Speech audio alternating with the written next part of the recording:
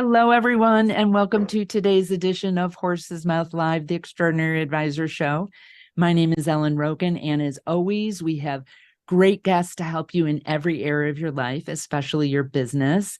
And you probably recognize our guest today, Bill Cates. He's been such a thought leader in financial services for quite a while. He's a friend and a contributor to Horse's Mouth. So I'm sure if you're a Horse's Mouth subscriber or someone who's followed us, you know of Bill. And I am so excited to have him on today. We're going to talk about a topic that is always important to advisors, which is growing your business through referrals. And how do we do this? How do we do it in today's world? How do we do it in a way that doesn't feel icky and that is a little bit more deliberate than just like, oh, it just happens? And that's where a lot of Bill's expertise. He has a lot of expertise, but this is the expertise we're focusing in on today. And I want to give you, even if you're familiar with Bill or you're new to Bill, I want to give you a little bit about his official background. Bill Cates is widely recognized as really the foremost expert in the art and science of acquiring new clients through referrals and personal introductions. He's the president of Referral Coach International, the founder of the Cates Academy for Relationship Marketing. He's the host of Top Advisor Podcast, and Indigo Marketing recently rated 41 financial advisor influencers and put Bill at the top of the list. And I'm just going to put a footnote. I was not at the top of the list, but I got on that list too, which was made me feel so good and happy that I'm positively influencing the industry as well. Bill is not only an accomplished author with several bestsellers, which as I'm finishing my third book, I can't believe how many books that Bill has out. It's not an easy process, but it's really a testament to how he's serving his clients in the industry. And you can see some of the books behind him, but these include Getting More Referrals Now, Don't Keep Me a Secret, Beyond Referrals, and Radical Relevance. And he's a true adventurer. And before we started recording, we were talking about that in his bio, it says that he conquered the summit of Mount Kilimanjaro. He also braved the Arctic Circle and camping adventures and is a big biker. And I shared with him that I climbed Kili as well, but it was, as I say, back in the last century when I did that. And Bill did it in the more recent past. So Bill, beautiful, like long introduction, but I want everyone to know what a true expert we have on the show today. And so thank you for being here live with us. You're welcome. Let's get into it. Yeah. I'm here to help as much as I can. Cool. So I haven't really heard this distinction before, but I know you talk about this distinction between referrals and introductions. Mm-hmm. Like, what is really the difference, and why is it important for advisors to focus on that? Sure. It could be argued that it's a semantic difference, but even semantics can make a difference. So the way referrals are often thought about is what used to be called, or often called, referred leads, right? Call George, use my name. Call Laura, use my name. And we know that just doesn't work like it used to. That person doesn't answer the phone. They wonder why their friend giving their phone number out to someone they don't know. These days, more than ever, we need to get connected. And whether that's an in-person introduction, whether it's an email handshake, Laura meet George, vice versa, whatever it may be, we're really not done until we get introduced. And so I think we want to use the word that represents what we really want, which is an introduction. I was coaching a group yesterday, and they found it's made a difference for them because some people seem to have a negative connotation around referral. Not everybody does, but some do. And they just felt that, introduce just felt warmer. How do you feel about introducing me to him, to her? And so let's use the word that represents what we want, which is a connection, an introduction. I can appreciate how it feels warmer. An introduction feels like, and then whatever happens, where referral is, it's might be putting the referrer in a position that they might not want to kind of take that risk. So that makes total sense to me. So is there a system that can be used by advisors to have this these referrals, these introductions happening more on a consistent basis than just kind of waiting for them to happen? Sure. There's really, I'll give you three words that constitute kind of the system, the process I teach. And then there's systems within the system. But for now, let's just think in terms of engagement, leverage, and connection. So engagement means becoming more referable. Some research done by Julie Littlechild out of Toronto has demonstrated that satisfied clients are loyal. Satisfied clients are even willing to provide referrals, but they just never seem to get to it. And what we need to create is these engaged client relationships. And in a nutshell, an engaged relationship is someone with whom you've made a value connection and a personal connection. So they like the questions you ask, the things you teach, responsive service, all the value side of things. And then you're connecting with them a little bit on a personal level. They like you, they trust you, et cetera. And pretty much every advisor out there is doing that to some degree, but we try to expand that and help people get better at that.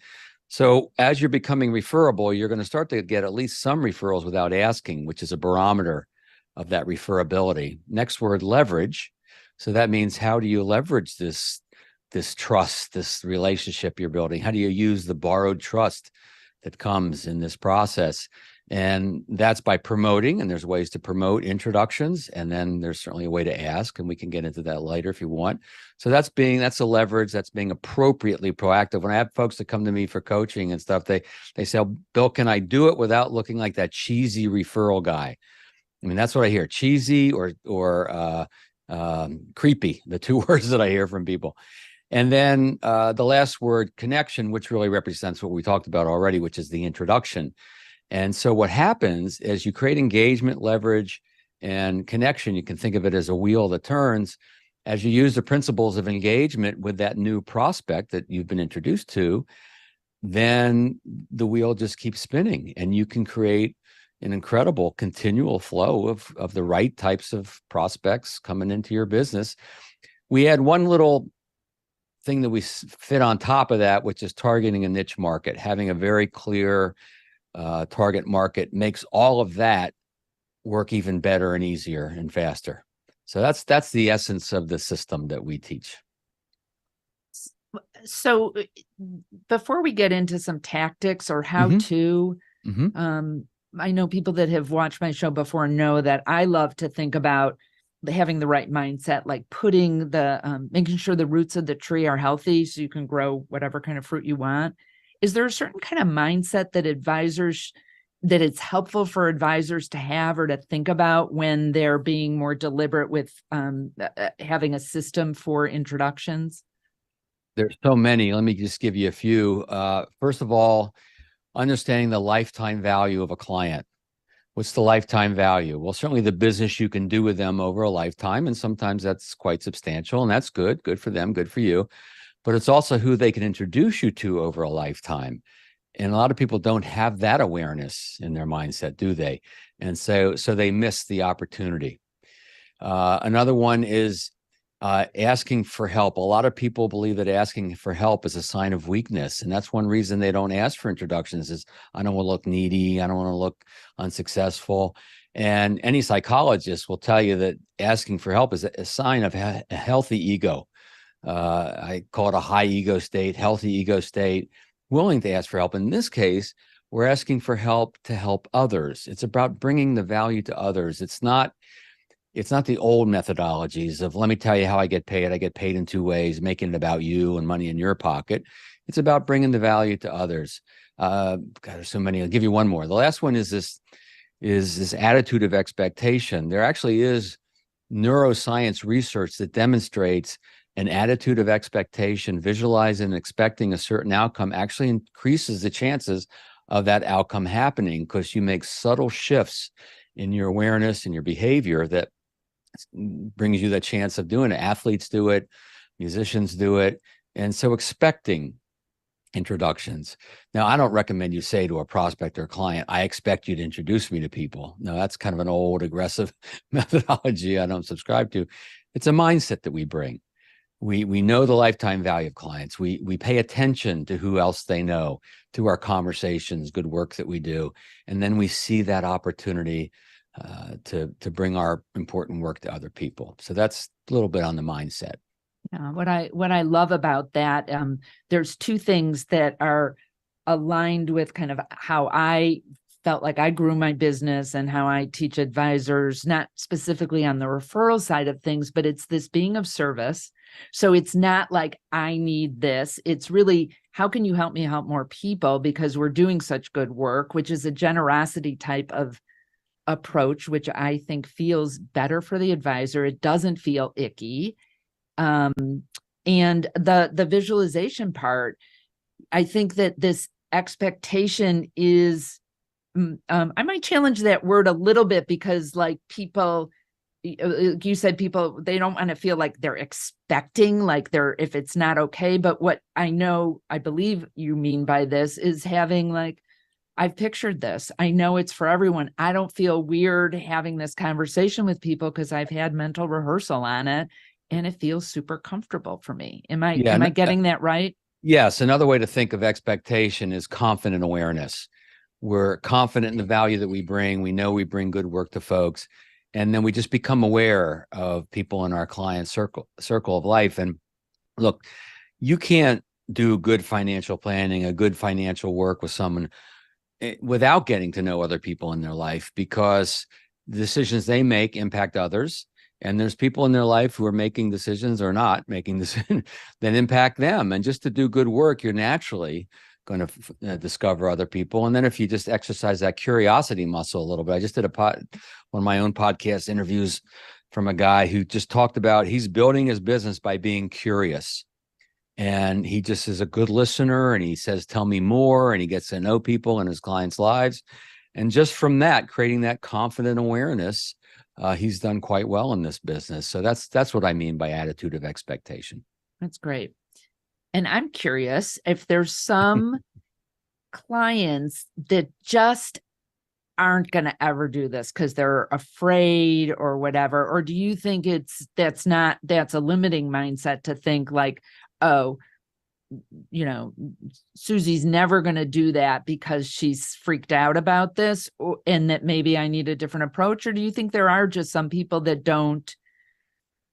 they're not comfortable with that? Yeah, there are some people that probably won't. Now, there are probably some people that maybe haven't asked in the right way, approached it the right way, where you could flip that a little bit. In my observation, and this is empirical observational research in 30 years of doing this, roughly 20% of your clients will do this without asking, assuming that you have good processes and good wisdom and good relationships. There are folks that'll do this, and that's great. And that's a barometer of good relationships, and that counts. Then you have about another 20%, give or take. You could run into a burning building and save their children. They wouldn't do it. And what is that about? Well, they could just be very, very private. It's possible they had a bad experience in the past. And sometimes that can be reframed for them, depending on what happened. But yeah, I mean, my dad was kind of like that. My mom never met a stranger, right? She'd introduce you to everyone she knows and then some. My father, not so much. He was a statistician, very analytical.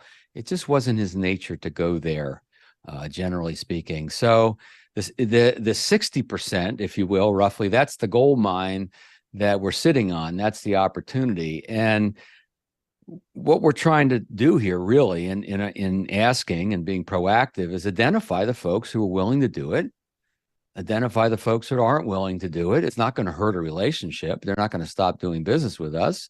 We, back off gracefully, professionally.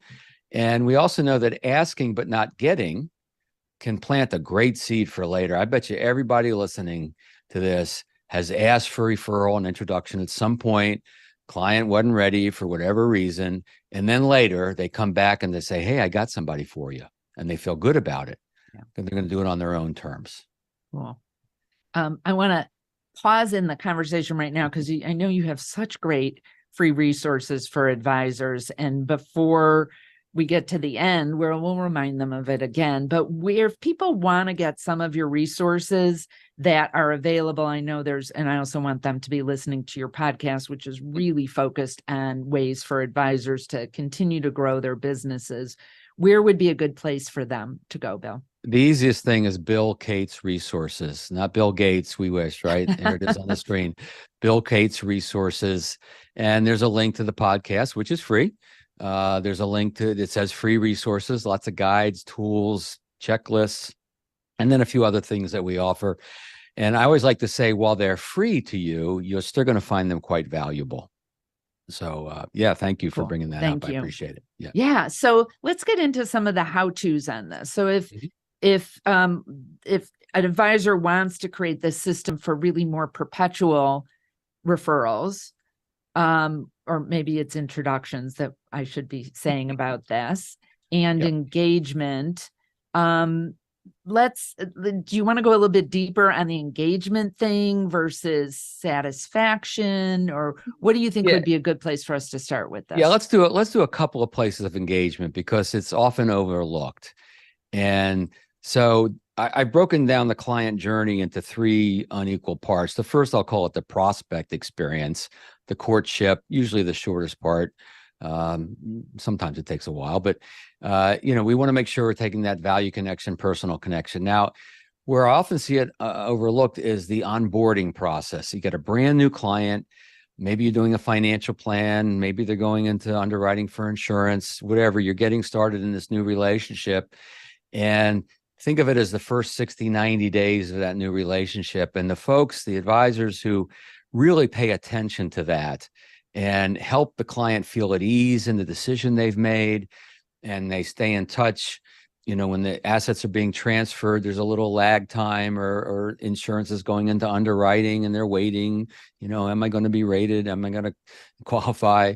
They keep their new clients at ease, and then they stay in touch, inviting them to educational opportunities, to social opportunities, that first 60, 90 days. And that is a place that's ripe for introductions, because they're really seeing a lot of value, probably more than they've had before with any other advisor if they've worked with anyone in the past. So I wanted to mention that. And then the other thing, which is really fundamental to everything I've been teaching for 30 years, is I call it the value discussion. Some people call it a value check-in, expectations check, but it really is checking in with prospects and clients every step along the way throughout the relationship to make sure that expectations are even, they're being met, maybe occasionally exceeded. And that checking in creates that feeling, that sense of engagement, and builds trust. And so that's the beginning of an ask, is that check-in. But even if you never do ask, if you're checking in on a more regular basis, the relationship will advance, and you'll have more. You'll be more referable.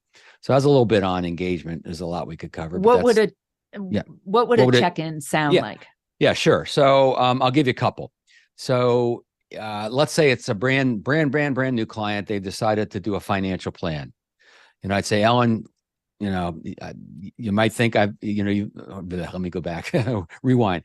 Ellen, I think you've made a great decision.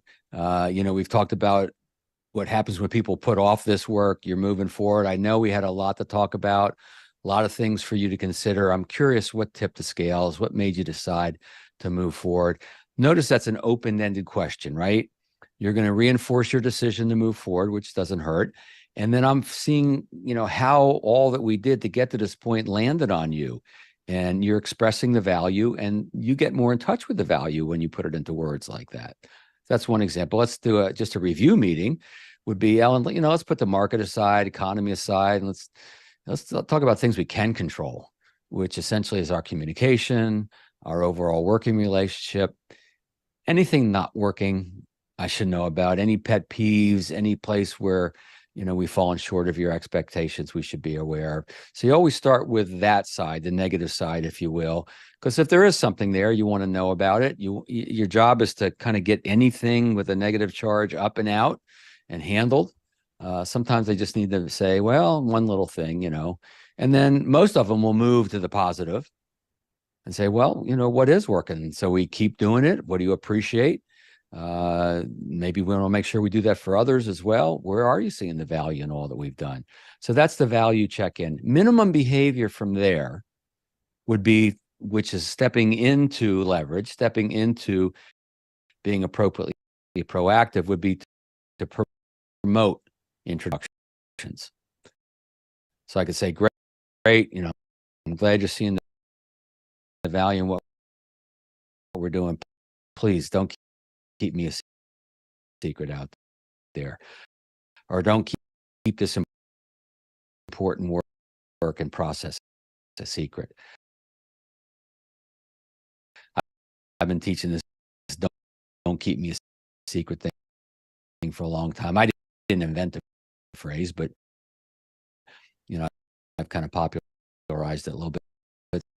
So that promoting is that next step that brings us into that leverage side of the thing. So someone's happy, they feel good, they're expressing,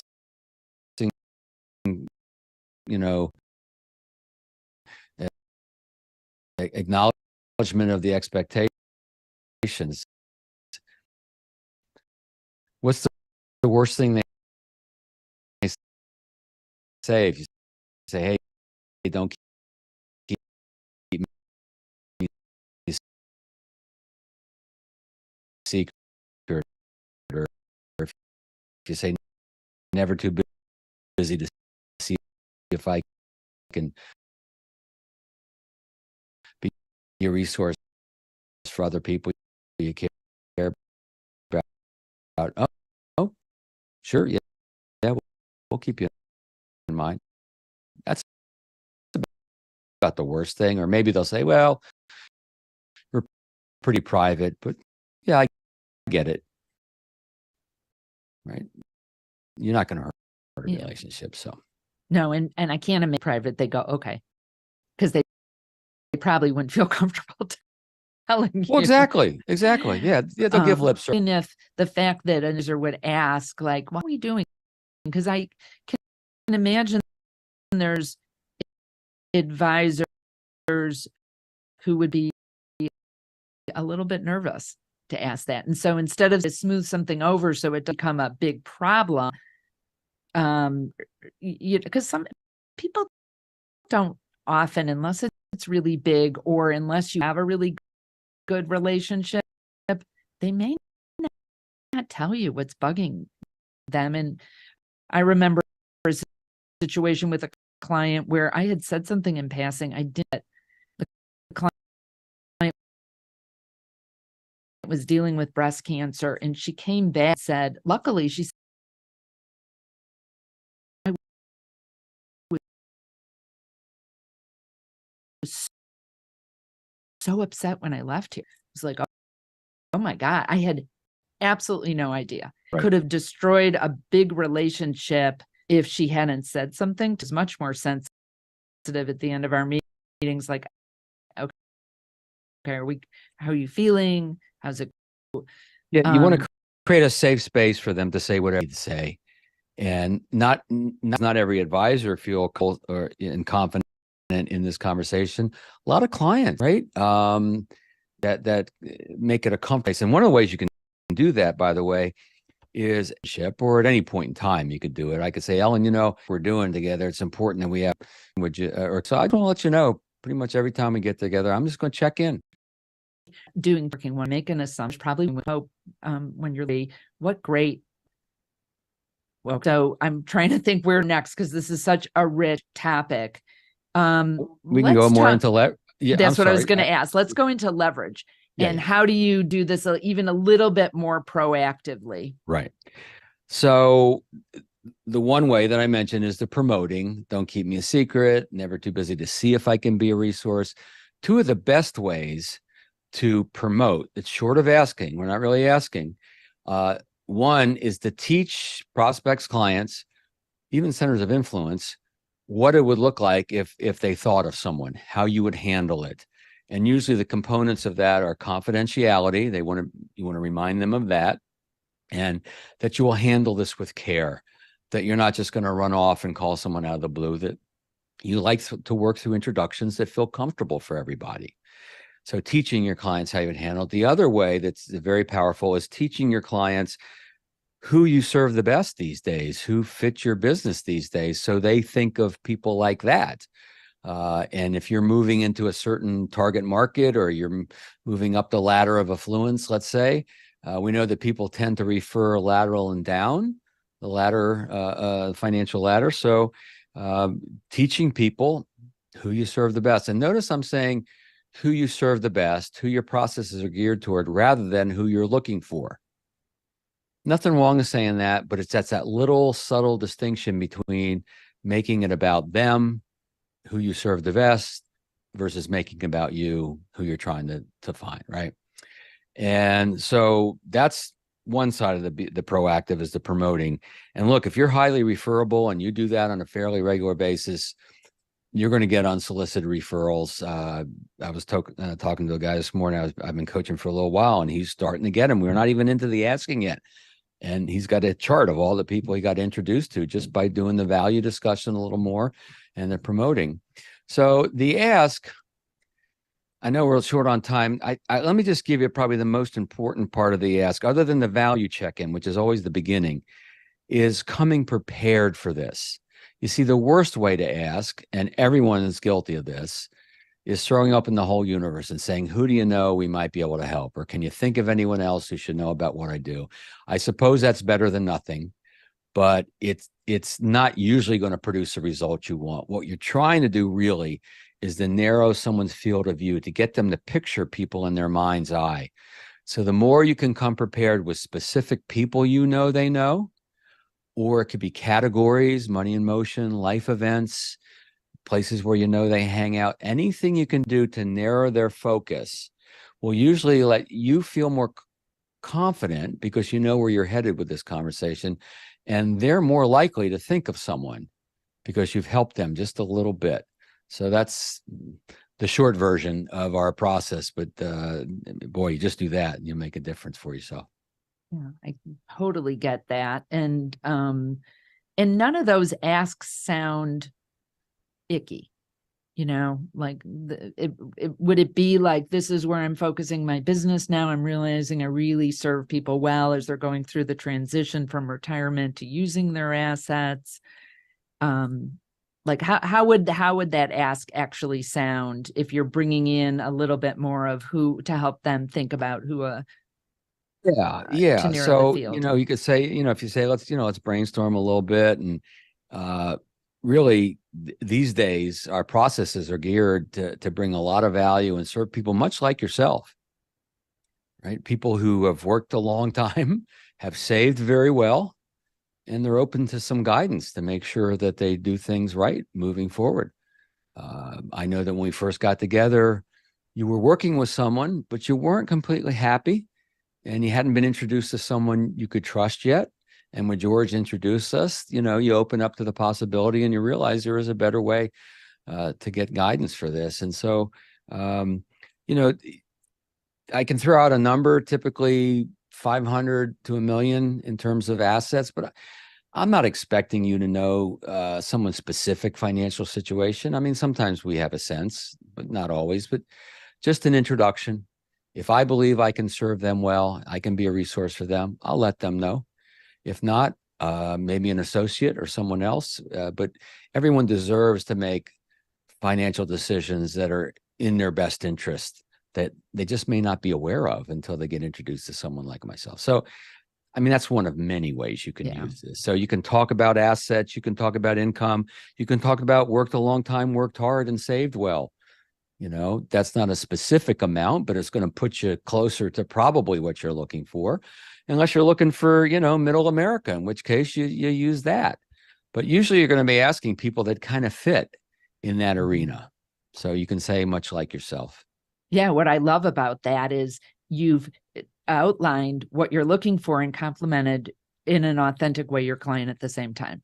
So you're making them feel better about themselves and realizing how far they've come. And then they're not going to refer someone to you that they have a sense is a huge overspender. And maybe they have a very fancy car, but doesn't make sense. but Right. people like them. That's beautiful. Okay. So we could go on all day, but that's why you have resources and that's why you work with people and you speak at lots of industry conferences and do all and have your books that there's too much to go through in 30 minutes. But I'm so grateful for the information that you gave that I know I am going to use because this is applicable, even though I'm not seeing individual financial advisory clients. I work with advisors, I do other speaking, and I know I'm going to take these ideas and how to add value for the people I'm working with more because of this conversation. So I'm very Really grateful applies to any for that. business. It Yeah. Thank does. you. Does. Thank you. So let's remind people again where they can get resources and learn more about you, Bill. Yep. Bill Cates Resources, BILLCATES resources.com. And then reach out to me. Give me a question. Give me a challenge. I'm pretty responsive. Would love to help any way I can.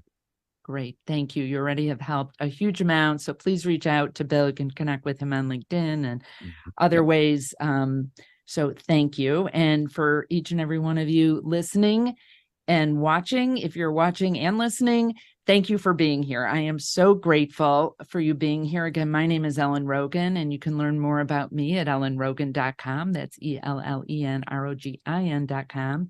And if you go to ellenrogin.com/horse's mouth, you can download my special report on what extraordinary advisors know that others don't. And so the question to ponder today is, how are you going to have that value conversation with your clients? How are you going to check in so that you know they're feeling comfortable and you're connecting? And so I hope each and every one of you is going to include that in your process now. And remember to be great and create great every single day.